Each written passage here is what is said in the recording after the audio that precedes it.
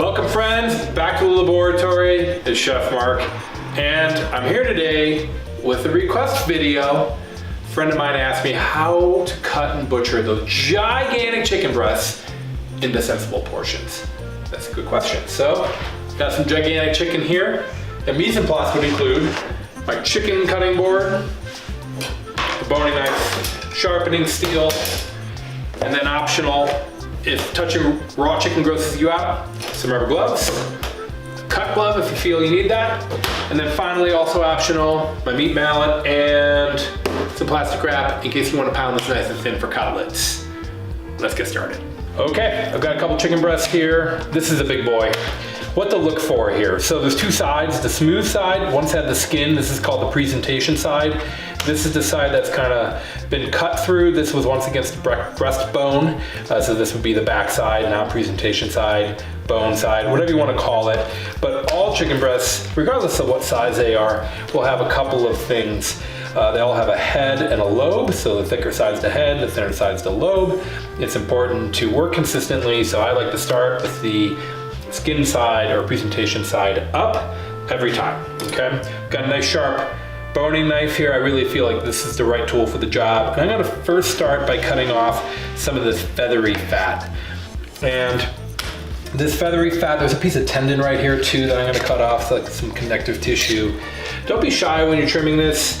You wanna get all of that fat, this kind of loose silver skin can come off as well. A little bloodline right there. So I'm gonna try to cut that out. That's kind of unusual, so why not get rid of that bloodline? And then flip it over. Okay, you have some connective tissue here. I'm just gonna go ahead and remove that. There once was a chicken tenderloin. They removed those and sell them in a separate package these days. And they all are gonna have this little bit here. This is where the wing bone was once attached. So I like to cut that out. I'll show you again here. You can also start on the back side. A lot of people will use kitchen shears, poultry shears. I don't think that does the trick. The thing with kitchen shears, you're kind of tearing the meat, so when you go to cook it, you're really losing a lot of moisture and consistency with the kitchen shear. So get comfortable with a nice sharp boning knife. You don't have to spend a lot. This isn't a Ciro brand. And you know what? I got this for 20 bucks at my local restaurant supply store. And I've been using it for years and it really does a nice job. It's slightly flexible as well in case you need to kind of dig in there and kind of get underneath stuff. Okay, so here we go. I've got two chicken breasts, and one of the problems is they're two different sizes. So they're not gonna cook evenly. If I were to put those both on the grill or both in the saute pan at the same time, the problem I'm gonna have is this is gonna cook faster than that. So what I'm looking for is consistent and reasonable portions. So how do I do that with a piece of chicken this big? Well, I'll show you. I'm gonna start at the tail side. So lobe, which is fatter, tail. What I like to do is make a cut at an angle, and that's gonna be my first piece of chicken right there. Okay. And that piece is gonna be my guideline for all the other pieces of chicken. I find if I cut my chicken about that size, most people will eat about 2 pieces of chicken of that size, and I would guess this is about 3 ounces. That's 6 ounces of chicken. That's a decent portion. And then this guy, I'm actually gonna cut in half lengthwise. So like a fillet cut. Okay. And that's actually a little bit on the thin side. So to make this one match, I'm gonna do a little bit additional cleaning on the back side of this. And I like to use the back side so that I can kind of maintain one side that looks nice and smooth. So there we go. We have 3 pieces of chicken that are relatively same size now. These are close enough in shape and size that they will cook even. Okay, now this guy, a little different here. I could come through and make that first cut, but this is consistent enough end to end. You can make a cut just across, okay? And those two are even as well. So if I was making dinner for 2 people, that would be perfect. If I was making dinner for 5 or 6, I would need more of these. Then, what you're looking for here, and this is really traditional to have that skin side, so this is a little bit outside of the box thinking, but you kind of have to think outside of the box when you're presented with pieces of protein of this size. But what if you wanted to be a little bit more traditional? Well, here's a piece of chicken that I can show you the traditional way to work with this. Again, just take off the fat on both sides and flip her over. Okay, that looks good. I have a little bit of, it's just feathery. I don't love the consistency there. I have a little bloodline right there.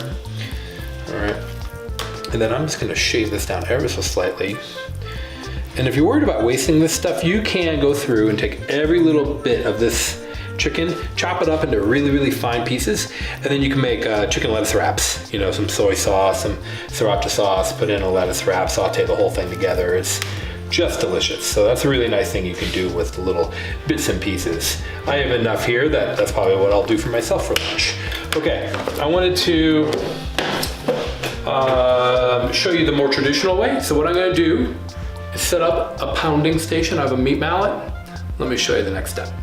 Okay, fresh hands, let's give this a go. I'm gonna use plastic wrap to help pound my chicken. And when you're using commercial plastic wrap, work off the box. That's a lot easier than trying to carry a piece around the kitchen. So I've got the chicken in between two pieces of plastic wrap. That does a couple of things. It protects the surface.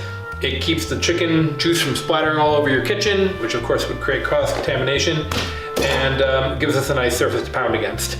So I'm gonna smooth this out. This is gonna get noisy. I'm gonna start with the most aggressive side of my meat mallet. Here we go.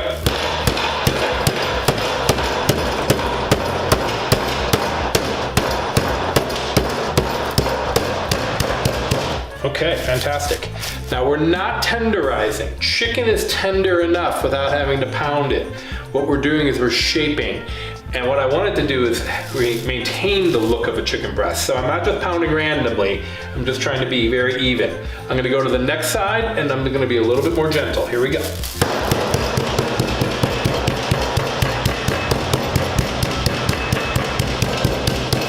And finally, I'm gonna end with the smooth side, and this is gonna allow me to steer. I can come across at some glancing blows to help maintain that shape. I'll show you what that looks like.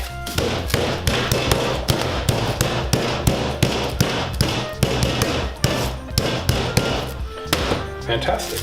Let me show you my finished product here. So, that's more of a traditional look and shape when you're pounding chicken. I have the skin side, the presentation side facing me. That's what will go down in the pan first to give you a nice golden brown look. And this will cook extremely evenly. You can see that the tail and the lobe are all the same thickness. So there you go. That gives you a couple of different ways to work with chicken. We've got the sensible portions from a giant chicken breast. We have an easy way to make thin chicken that'll cook evenly in any cooking method, whether you're sauteing or grilling. And finally, we have the good old-fashioned traditional meat mallet between plastic wrap. This is what you might typically see in a restaurant. It gives us the most consistent look for portioning and looks great on a plate as well. This is Chef Mark. I want you to make sure, before you go, that you click that subscribe button. Click a thumbs up. Let us know we're doing a great job by subscribing. Thanks for tuning in.